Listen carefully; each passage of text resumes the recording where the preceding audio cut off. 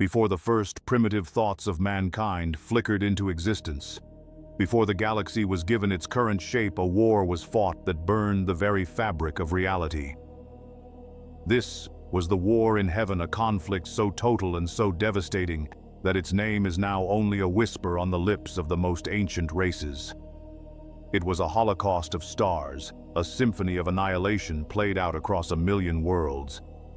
At its heart were the Necronter, a bitter and frail species. Their brief lives lived under a cursed radiation-spewing sun that riddled their flesh with cancers and filled their culture with a morbid obsession with death. In their desperate envy of other longer-lived races, they sought out and awoke beings of pure energy and cosmic hunger, the Citan or star gods. They offered these entities eternal servitude in corporeal bodies of living metal, and in return, the Citan offered them the one thing they craved: immortality. The price was absolute. The process, which they called biotransference, was the greatest act of self-genocide the galaxy has ever known. Trillions of Necronter souls marched into the roaring biofurnaces, vast citadels of arcane science, where the secrets of life and death were unmade. They felt their diseased flesh, the seat of all their pain and all their passion, being flayed from their bones by esoteric energies. They experienced the final, terrifying silence as their very souls, their capacity for love, for hate, for fear, for hope, were siphoned away like so much waste material, their consciousness merely a data stream to be copied. What emerged from the other side was no longer Necrontyr. It was the Necrons, an infinite legion of immortal, soulless automatons, their minds shackled to a cold, unwavering logic, their new bodies forged from the living metal necrodermis. They became the perfect army. They shattered the old ones, their ancient enemies, and then, in a final act of cold rebellion, they turned on their Citan masters, breaking them into shards and imprisoning them in arcane labyrinths. They stood as the undisputed masters of a silent, ravaged galaxy. But victory was meaningless to beings who could no longer feel triumph. Facing the rise of the psychically potent Eldari, their new silent king, the last Necron to retain true individual sapience, made the final great command. They would not fight a war of attrition. They would simply outlast time itself.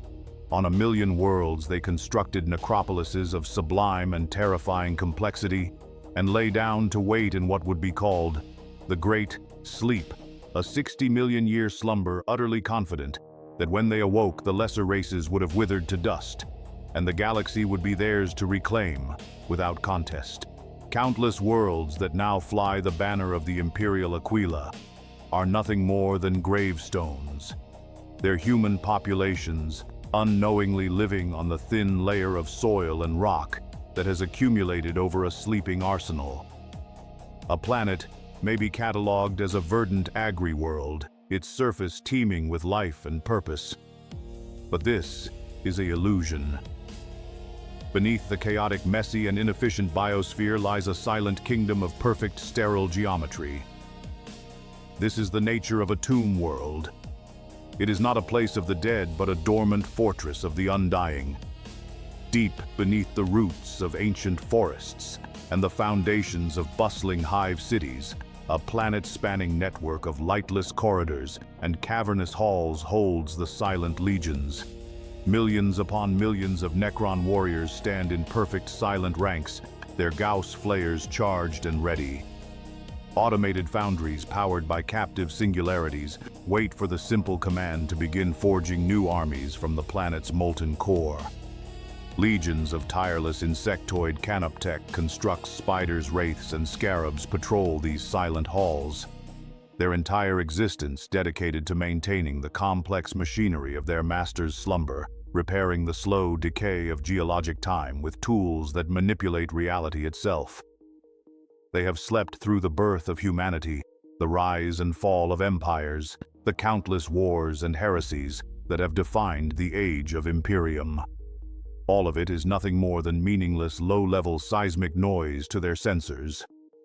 They wait for a single pre-programmed signal, the final tick of a cosmic clock, which will initiate the reanimation protocols and begin the great work of restoring their ancient and eternal dominion.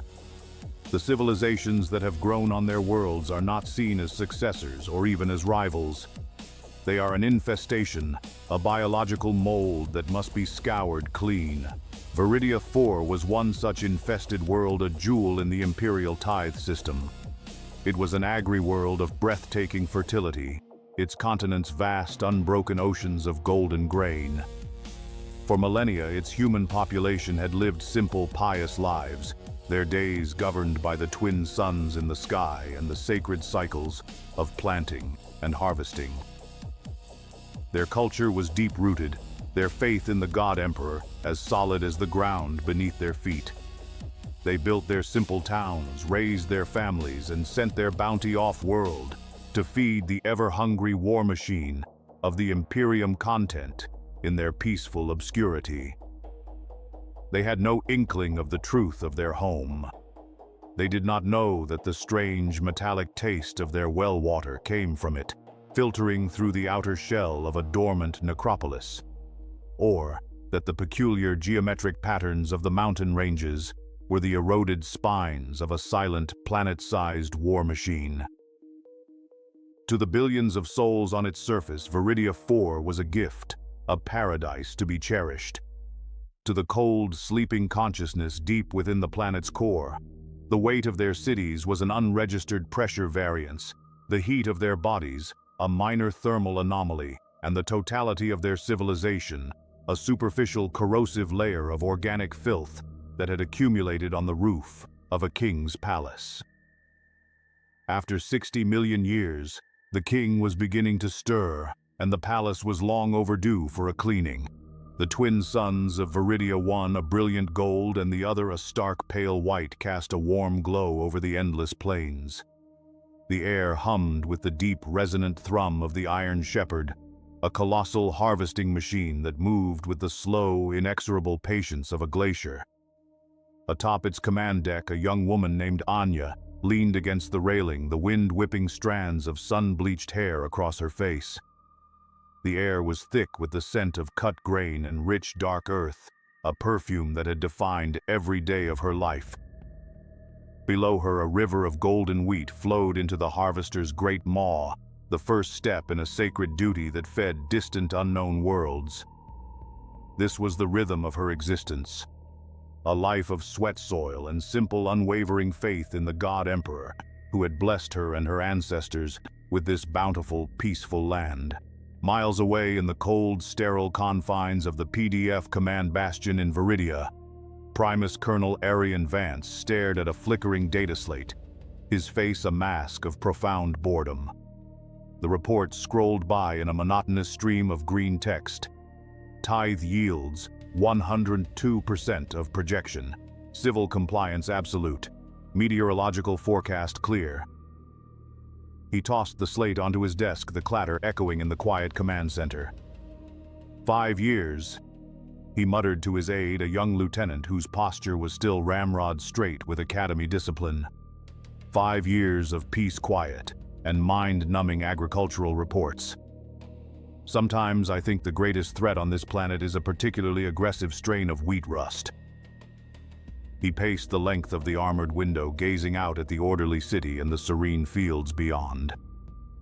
He was a warrior trapped in a farmer's world, a man who yearned for the crisp report of a lasgun, but was surrounded only by the gentle hum of prosperity. He was a guardian with nothing to guard against, completely oblivious to the silent ancient kingdom, sleeping just beneath his feet. Far from the mundane concerns of the harvest and the military magos explorator, Ilara Vex pursued a holier purpose.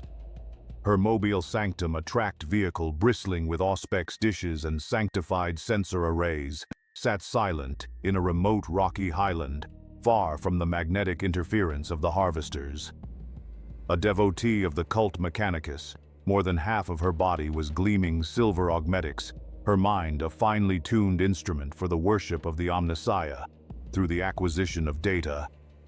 For weeks, her deep strata scans had painted a picture of a geologically stable and utterly boring planet. The data was a chaotic but predictable symphony of natural processes, Then a new sound entered the chorus. It was a whisper, a signal so faint it was almost lost in the noise. But it was a whisper of pure, chilling order. Where the planet's natural energies were a random cacophony, this signal was a perfect repeating pattern of mathematical precision. It was a complex, layered broadcast that pulsed with the cold, deliberate rhythm of a machine heart. Vex's remaining human eye widened while her bionic lens zoomed in on the data stream, its red light intensifying. Her mechadendrites whirred to life, their delicate manipulator claws adjusting the sensor controls with frantic speed. She cross-referenced the signal's frequency and structure against every known broadcast, in the Mechanicus archives, Imperial Orc Eldari, even forbidden xenostrains. There was no match. The signal was impossibly ancient, its logic too pure, too complex. It was not the broadcast of an invading force. It was the slow, steady breathing of something that had been part of the planet's very fabric for longer than humanity had existed. A tremor rolled across the northern continent. It was not violent, but it was deeply strange. A low, resonant thrum that seemed to come from the very bones of the world, as if a colossal bell had been struck miles underground. The minor quake went largely unnoticed, except in a desolate, uncultivated region, where it caused the ground to split open. A deep fissure, a dark wound in the earth, was spotted by a patrol servitor. Within the fissure, something impossible was revealed: the sharp, perfect corner of a vast, buried structure. The material was a profound and absolute black that seemed to absorb the light of the twin suns, giving off no reflection. It was a patch of pure night in the middle of the day. Magos Vex arrived with the zealous speed of a prophet who has found her god. Her mobile sanctum's powerful cranes lowered her into the fissure. As she approached the structure, her augmetics registered a tangible coldness radiating from its surface.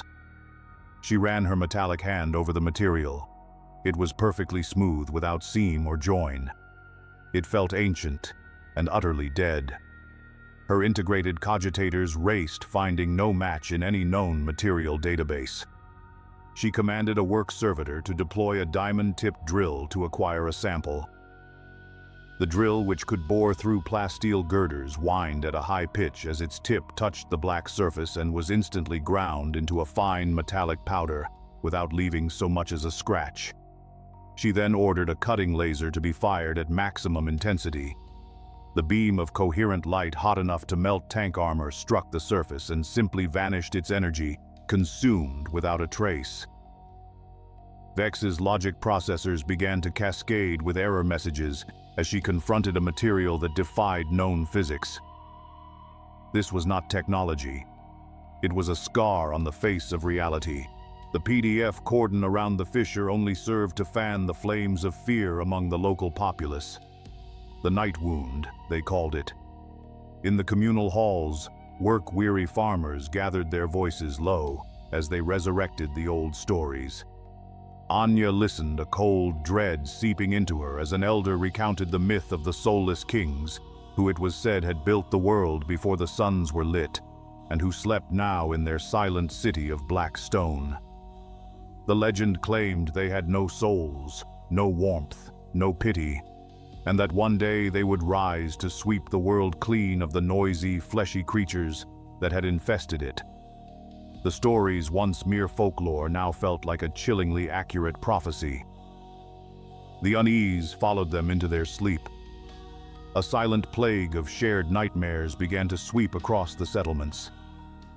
Night after night, Anya found herself in the same terrifying dreamscape, an endless, silent labyrinth of black, non-Euclidean corridors, where gravity was a suggestion and the silence was a physical weight.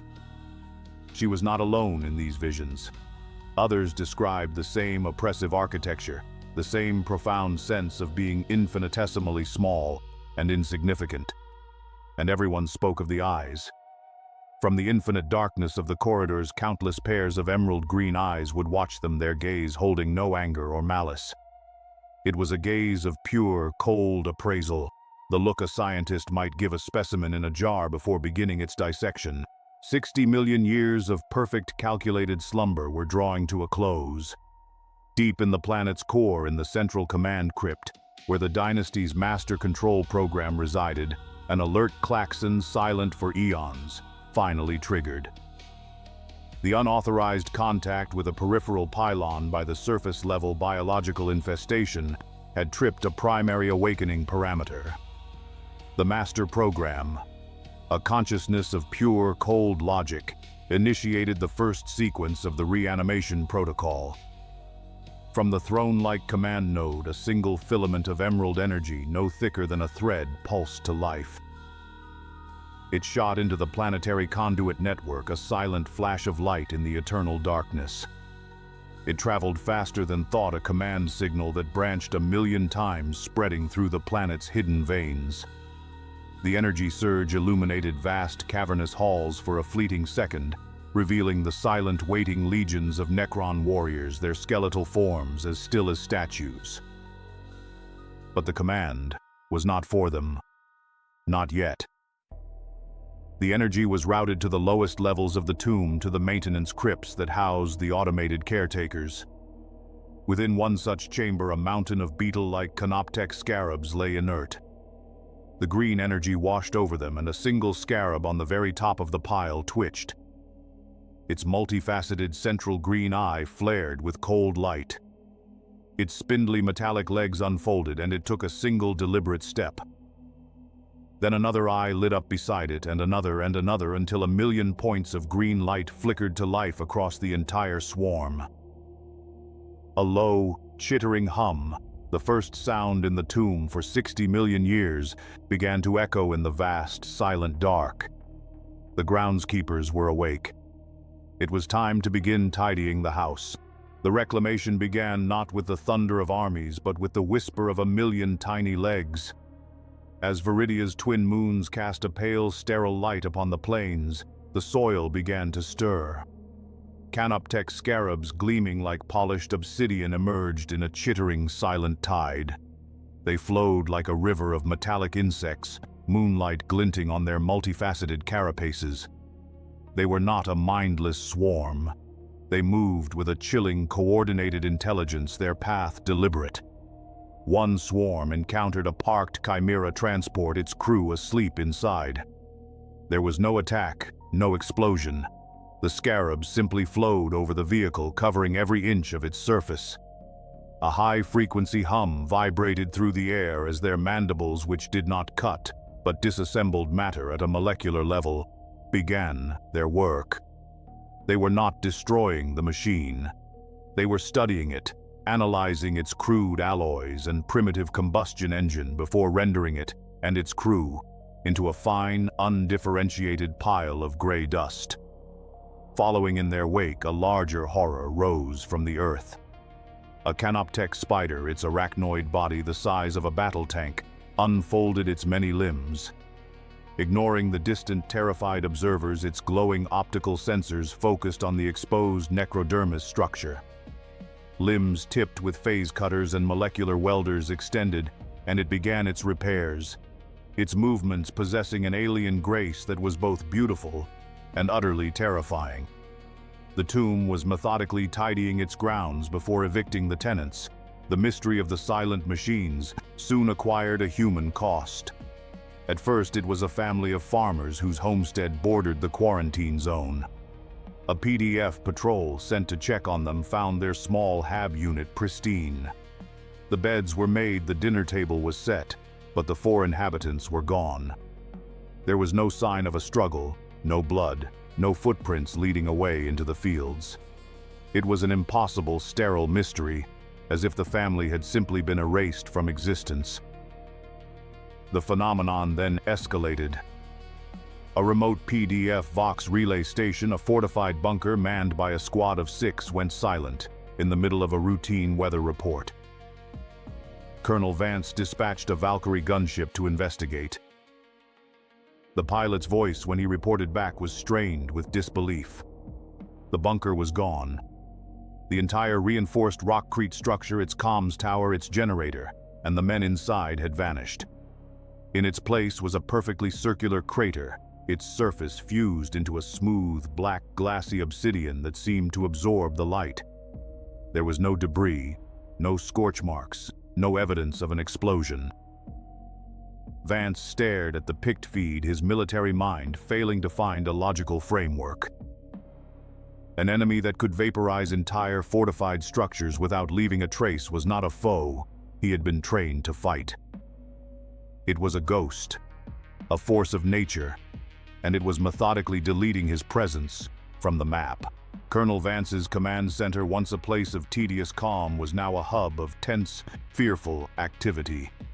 The reports of vanished patrols and impossible craters had shattered the planet's peace. Vance, a man of action, was being forced to confront an enemy that was formless and incomprehensible. He gathered his senior officers, his face a grim mask. "This is not the work of rebels," he declared, his voice a low growl that filled the briefing room. "The technological signature is too advanced. This is a Xenos vanguard. Tau stealth teams, perhaps, or Drukhari terror squads. They are using misdirection and fear to soften us up before their main force arrives." He was trying to force the unknown into a familiar box to give his fear a name he understood from the tactical manuals. He could not entertain the wild, superstitious theories of the Mechanicus priestess. Acting on his flawed logic, he dispatched his last 3 veteran squads, his best men hardened by off-world campaigns, in a heavily armed column of chimeras. Force a confrontation, he ordered the captain of the column. "I don't care what it costs. I want a body. I want to know who the hell we are fighting." The column rolled out with grim determination. Hours later, a single, garbled Vox transmission came through from the lead vehicle. It was just a scream cut short by a strange hissing sound that was not the crack of any known weapon. Then silence. All 3 squads and their vehicles vanished from the grid. While Colonel Vance's military strategy was being dismantled, Magos Vex waged a war of logic and faith. She had sealed herself inside her mobile sanctum, her every waking moment dedicated to deciphering the secrets of the black necrodermis. Her most powerful microscopic auspex scanners had revealed that the structure's surface was not smooth but was covered in a fractal lacework of microscopic glyphs, a language written in the very geometry of the universe. For 3 days, she was locked in a feverish trance, her mind directly interfaced with her most powerful cogitators. She invoked forbidden litanies of decryption, pushing her machine spirits to the brink, as they processed petabytes of data, comparing the alien symbols to fragments of heretical lore that spoke of the time before the Emperor. And then a breakthrough. A string of glyphs, a recurring motif in the pattern, finally resolved into a coherent, chilling translation in Low Gothic. It was not a message, but a legal notice, a declaration of ownership of cosmic scale. Property of the Zarthan dynasty. The cogitator chimed in a monotone voice. Trespassers will be purged. Vex's remaining organic hand trembled. It was confirmation of the worst possible scenario. This was not just a Xenos structure. It was the marker stone of a Necron kingdom. She immediately established a priority channel to the planetary governor, her synthesized voice straining with the urgency of her discovery. "Governor, I have definitive proof. The structure is Necrontier. This entire planet is a tomb world. You must send a warning to the Segmentum Command. Evacuate the cities." The governor's portly, self-satisfied face appeared on the view screen. He listened, a patronizing smile on his lips. "Magos Vex," he said, his tone dripping with condescension. "Your zeal is commendable, but your imagination is running away with you. We are dealing with pirates, nothing more. I will not incite a planet-wide panic based on your creative interpretation of some alien carvings." The channel went dead. Vex was left alone, a prophet with a truth so terrible that no one was willing to hear it. The last of Vance's doomed patrols found what they were looking for.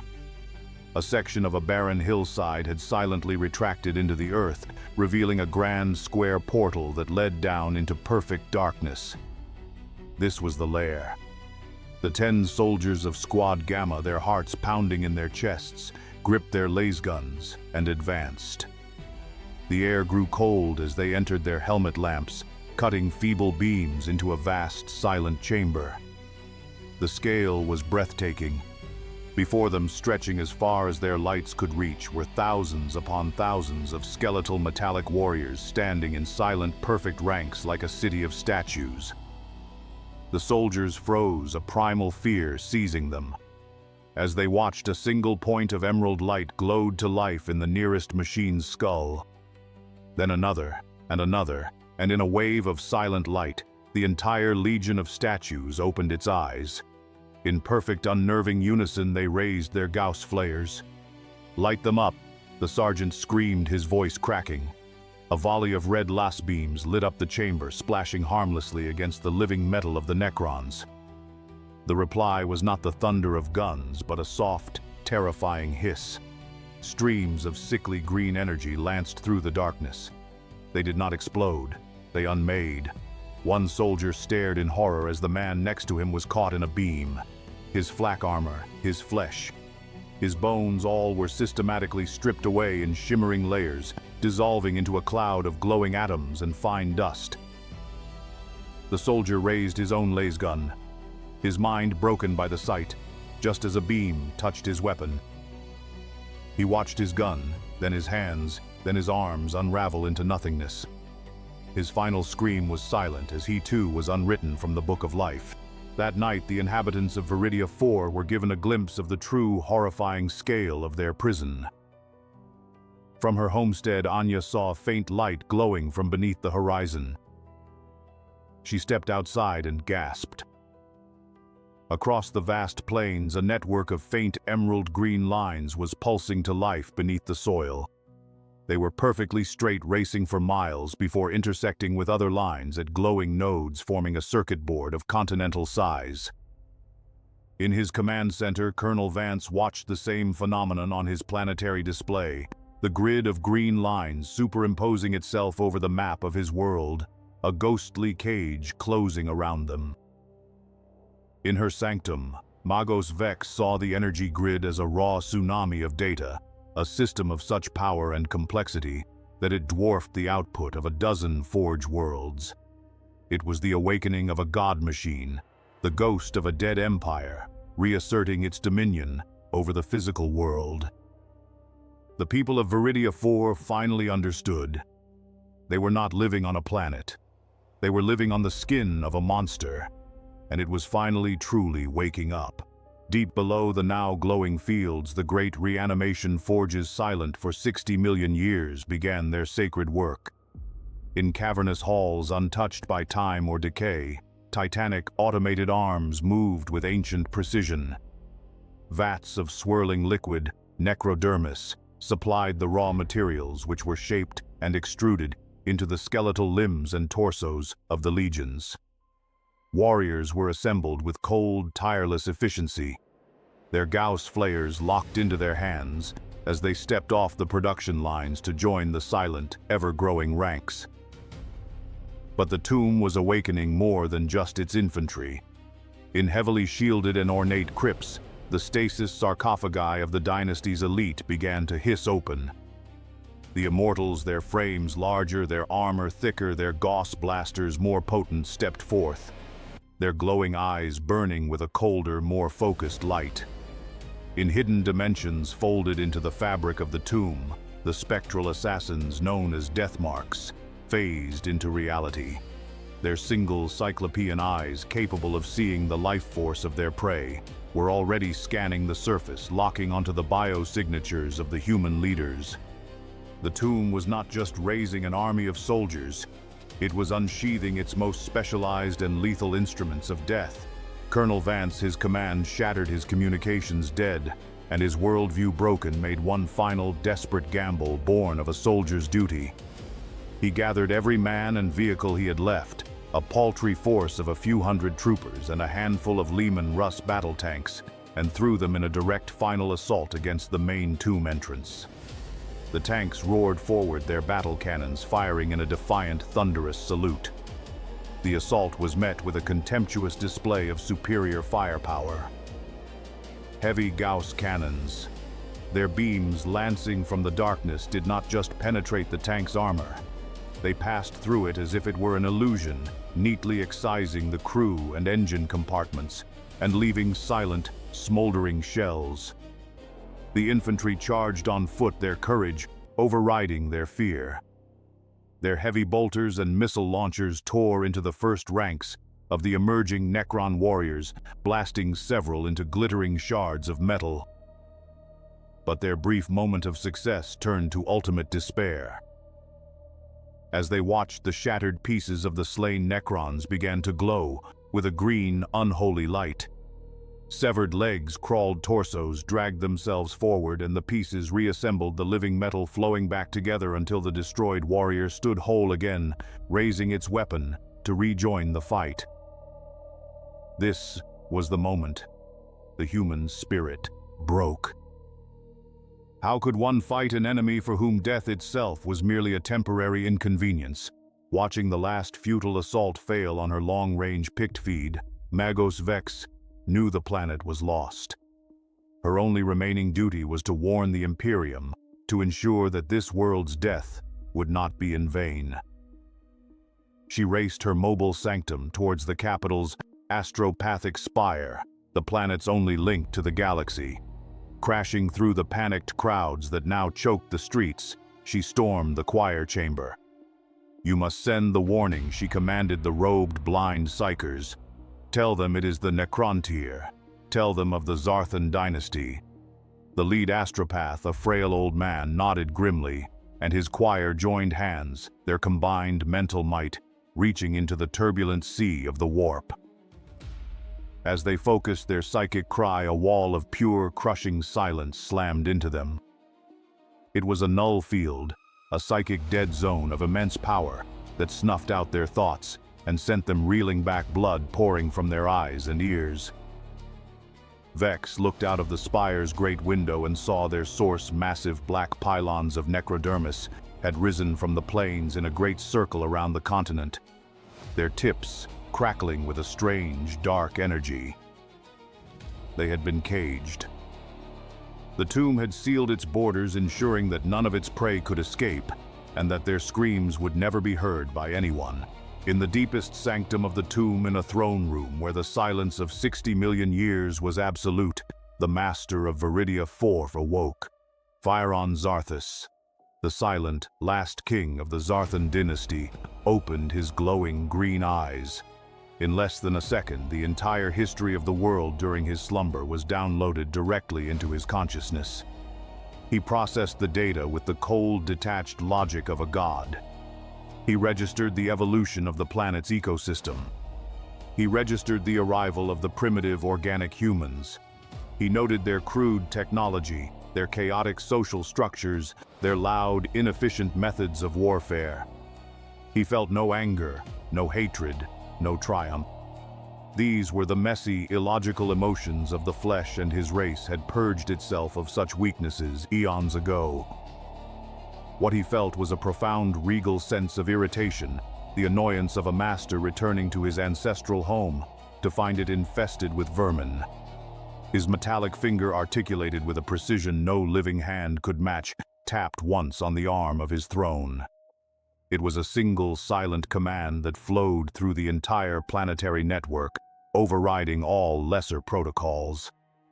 The careful, measured awakening was over. His will was now absolute. Initiate the comprehensive sterilization protocol. The great cleansing was to begin. The Phyron's silent command was the death knell of Viridia IV. The world did not just shake.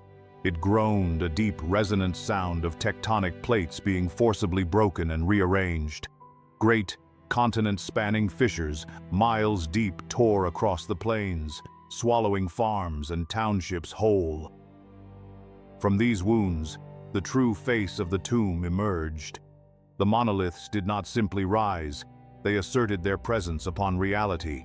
They were colossal, inverted pyramids of the blackest necrodermis, each the size of a hive spire, and they ascended with a silent, terrible majesty that defied gravity itself. The air around them warped and shimmered with displaced energy, and their mere emergence leveled entire cities, crushing millions beneath tons of displaced earth and rock. The people of Viridia IV, who had known only the gentle light of their suns, were now cast in the absolute light-devouring shadow of these ancient war machines. As the terrified survivors stared up at the floating mountains of death, the very air before each monolith tore open. Reality itself split apart, forming a shimmering vertical wound of emerald green light, an eternity gate. It was not a door. It was a portal into a dimension of cold, mathematical perfection. From these gateways, the legions of the Zarthan dynasty poured forth their silent metallic forms, flooding not the planet's borders but the very hearts of its ruined population centers. Every prepared bastion, every defensive line was rendered utterly meaningless in a single terrifying instant. The army that marched from the Eternity Gates was a vision of perfect, implacable war.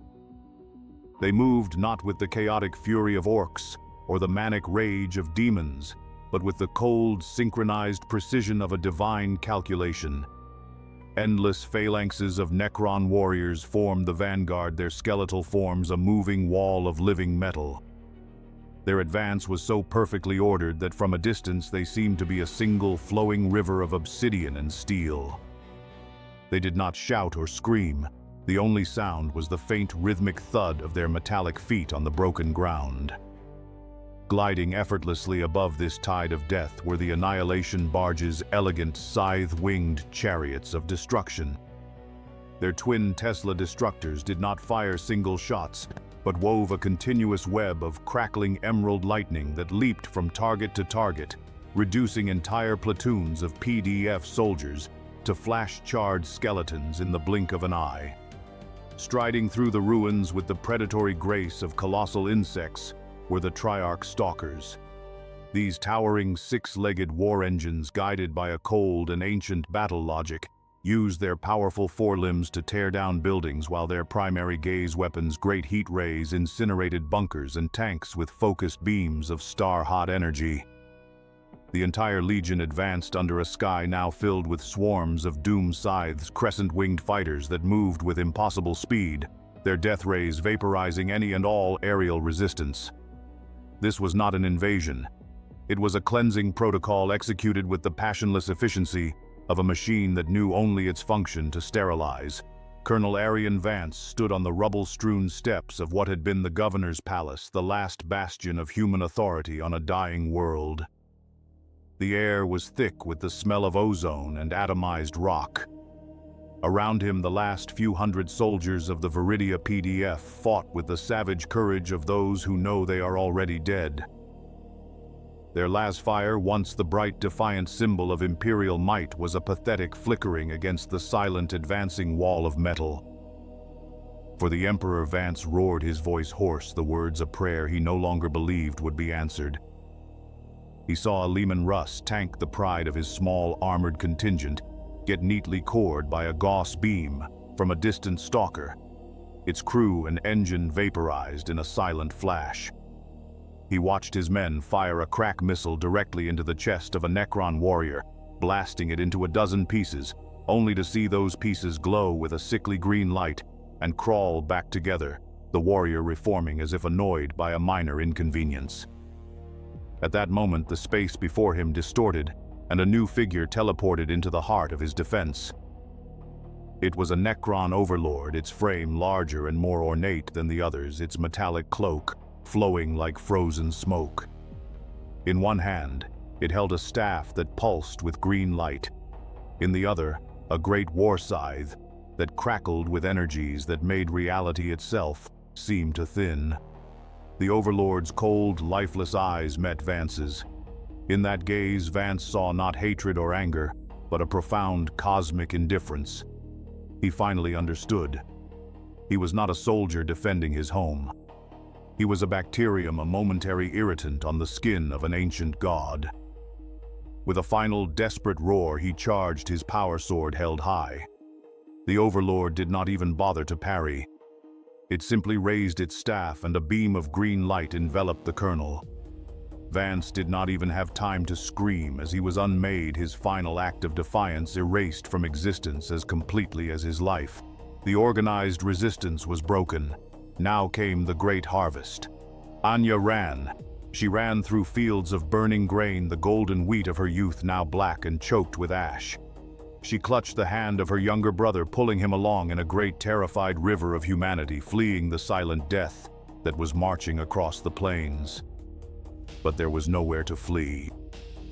The monoliths stood like gravestones on the horizon in every direction, and between them the relentless, implacable lines of Necron warriors advanced their pace, unhurried, their formations unbroken. This was not a pursuit. It was a culling. Anya saw a family she had known her whole life. The Martins from the next homestead get caught in the path of a warrior phalanx. There was no shouting, no malice.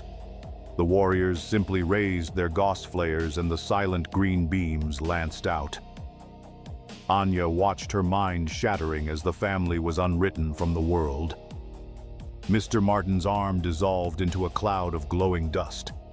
His wife's terrified scream was cut short as her head atomized. Their children, holding onto each other, simply vanished in a soft green flash. There was no blood, no gore, only a sterile, efficient erasure.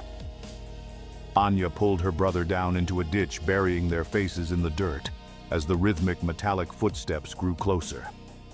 She could hear the soft hissing hum of the Gauss weapons, firing over and over, the sound of her world being methodically, passionlessly, and completely reaped. The last human scream faded into the thin, sterile air. The fires smoldered into embers. A silence deeper and more absolute than any peace settled over the scoured plains of Viridia 4. Before the shattered skeletal ruins of the governor's palace, a portal of swirling green energy tore open the sky. From it, Pharaon Zarthus, the silent eternal ruler of his dynasty, stepped onto the surface of his world for the first time in 60 million years. He stood motionless, his internal sensors taking in the state of his reclaimed property. The atmospheric reports were positive. Airborne Canoptech swarms were already scrubbing the last of the biological pollutants from the air, restoring it to the pure, thin atmosphere of his race's birth. The ground was being leveled, the chaotic, ugly scars of human agriculture and architecture being smoothed over, prepared for the erection of the great dynastic monuments. The messy, chaotic infestation was gone. Order was being restored. A flicker of data that in a being of flesh might have been called a cold, profound satisfaction passed through his consciousness. His house was clean. His eternal kingdom was his once more. One standard Terran year later, the Imperial Navy light cruiser Vigilance sliced through the veil of the Imperium, its Geller fields collapsing as it returned to real space in the Viridia system.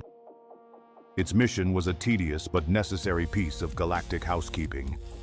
Viridia 4, a planet noted in the Administratum archives for its unwavering loyalty and punctual tithes, had fallen silent. Such silences were not uncommon in the vast, chaotic Imperium, and Captain Valerius, a man whose features seemed permanently etched with weary pragmatism, had a checklist of probable causes: a separatist uprising, a devastating plague, a crude orc invasion. He ordered his bridge crew to begin the standard orbital survey protocols, his tone betraying the expectation of a grim, but ultimately understandable scene of destruction. The first reports that filtered back to the bridge were not grim. They were nonsensical. The Vox officer reported first. No response to any hails, Captain. Not on any frequency, Imperial or otherwise.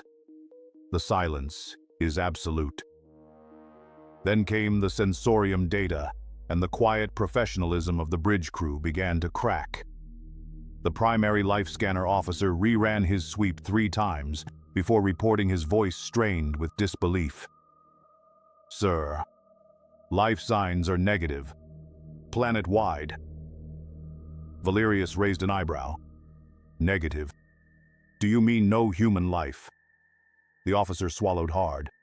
"No, Captain. I mean no life at all.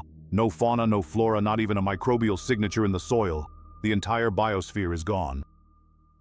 This was followed by the atmospheric analysis, which reported a thin, sterile mixture of nitrogen and argon, completely devoid of oxygen. The picked captures from the optical augers were the most chilling of all. They showed a world of uniform gray dust and reshaped geometric mountains. There were no ruins, no blackened craters from orbital bombardment, no skeletal remains of cities. The entire sprawling civilization of Viridia 4, with its billions of inhabitants, its vast farming infrastructure, and its history, stretching back millennia, had been wiped from the surface of the planet so completely as to leave no trace it had ever been there. It was not a world that had suffered a war. It was a world that had been meticulously, impossibly scoured clean, as Valerius struggled to comprehend a force that did not just conquer, but erased the master of the deep strata augers shouted from his station. "Captain, you need to see this." The main hololithic display on the bridge flickered, replacing the image of the dead world with a complex three-dimensional schematic of its interior. Beneath the sterile, silent crust, a machine of impossible scale and complexity was alive and pulsing with power. A vast, geometric network of conduits, each wider than his own starship, crisscrossed the entire planet, connecting colossal power sources that burned with the light of captive stars. It was a single planet-sized engine, and its energy output was so immense, so alien in nature, that the Vigilance's cogitators could not even assign it a proper classification. The bridge crew stared in silent, terrified awe at the ultimate paradox, a world utterly dead on the outside but housing a civilization of godlike power within. Captain Valerius looked at the data, at the faces of his crew, and at the silent, gray world hanging in the void. He was a captain of the Imperial Navy, a servant of a galaxy-spanning empire, but in that moment, he felt like a primitive man staring at the inner workings of the sun. There was no protocol for this. There was no enemy to fight, no population to save, no strategic value to a world that was both a tomb and a god machine. To linger was to invite a death he could not even comprehend. His duty, cold and pragmatic, was clear. "Log entry," he said, his voice a low monotone that cut through the silence of the bridge. "Viridia 4. All contact lost. Planetary biosphere and infrastructure non-existent. Cause of loss is unclassifiable. Evidence of massive dormant subplanetary Xenos architecture of unknown origin. Planet is declared perdita and is to be placed under permanent interdict. No ships are to enter this system under any circumstances." He turned to his helm officer. "Take us out of here. Now." The Vigilance turned its armored prow away from the silent mystery of Viridia 4, and with a silent tear in the fabric of space, vanished into the Imperium. Its report, buried under a mountain of data seals and warnings, would be the last and only mention of Viridia 4 in the annals of the Imperium. Below, on the world now left to its eternal solitude, the final transformation began. From the sterile gray dust, the true architecture of the Zarthan dynasty began to rise. Towering spires of black living metal, their surfaces absorbing the light of the stars, ascended into the thin, silent air. Great, geometric causeways emerged, connecting vast, silent pyramids that now gleamed under the cold starlight. The world was being reborn, not as a place of life, but as a perfect, eternal monument to a single cold and implacable will. The ultimate horror, the final victory of the Necrons, was not the death of the billions who had lived on Viridia 4. It was their complete and total erasure from a galaxy that would never know they had been there at all. Their entire existence reduced to a single dismissive word in a forgotten log lost.